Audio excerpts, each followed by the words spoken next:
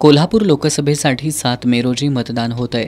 या मतदारसंघात विद्यमान खासदार संजय मंडलिक यांच्यासमोर महाविकास आघाडीचे काँग्रेसचे उमेदवार शाहू महाराज छत्रपती यांनी तगडं आव्हान उभं केलंय। महाविकास आघाडीचे उमेदवार श्रीमंत शाहू महाराज छत्रपती यांचा प्रचार दौरा जोमानं सुरू आहे। त्यांना सहकार्य करणाऱ्या शिवसेना ठाकरे गटाच्या पद्मा चौकातील कार्यालयात मतदार याद्यांची तपासणी, मतदारसंघातील गावं आणि कोल्हापूर शहरातील प्रभागनिहाय नावांची तपासणी सुरू आहे।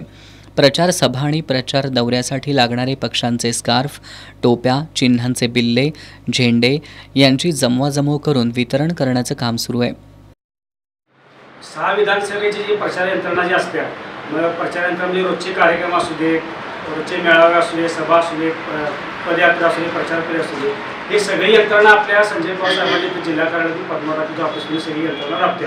मग मतदार याद्यांचे वाटप असू दे, नोकड असू दे, बाकी जे काय सगळ्या यंत्रणा असेल, प्रचार साहित्य असू दे, आपले पुन्हा बिल्ले लागतील, शार्प लागतील, या सगळ्या प्रकारच्या यंत्रणा आपल्या एका जिल्हा कार्यालय संजय पवार साहेबांच्या यंत्रणा राबवल्या जातात। त्यासाठी इथं सकाळ संध्याकाळपासून आपले इथे कार्यकर्ते इथं राबत असतात। खासदार संजय मंडलिक यांचं मध्यवर्ती प्रचार कार्यालय KDCC बँक परिसरात आहे। या ठिकाणी सुद्धा प्रचार साहित्याच्या वाटपाची लगबग दिसून येते। या कार्यालयातून जे काही आम्हाला मागणी होते, उदाहरणार्थ कागल,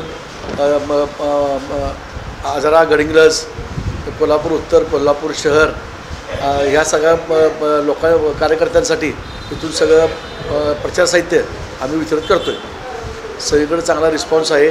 सगळेच आमचे महायुतीचे घटक पक्ष अगदी एक दिलाने आणि चांगल्या पद्धतीने काम सुरू आहे।